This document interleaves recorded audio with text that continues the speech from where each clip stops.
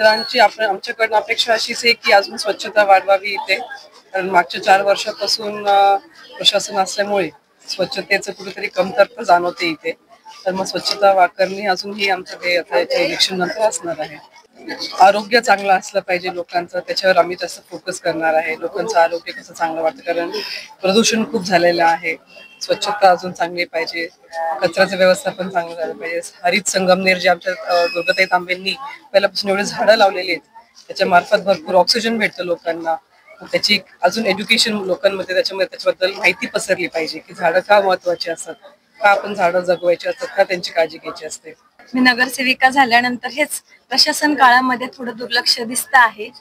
तर त्याच्यामध्ये नागरिकांचेही तेच आहेत, मूलभूत गरजा आहेत की रस्ते थोडेसे खराब झाले आहेत, कुठे कचऱ्याची व्यवस्था किंवा गाडी वेळेवर येत नाहीये, त्याकडे आम्ही सगळ्यात आधी लक्ष देणार आहे.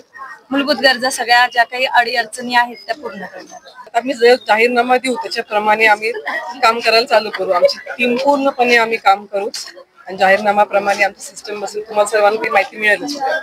मी खान शाहनवाज उर्फ डॉक्टर दानिश रईस, प्रभाग 11 मधून संगमनेर सेवा समितीच्या माध्यमातून मी नगरसेवक पदासाठी उमेदवारी आहे माझी. आणि येणाऱ्या काळामध्ये जे 4 वर्षामध्ये प्रशासन काळात जी दिरंगाई झाली आणि बरेचशा कामाचे दुर्लक्ष झाले, त्यामध्ये आम्ही त्याची घडी सुधारण्यास आम्ही प्रयत्न करणार आहोत.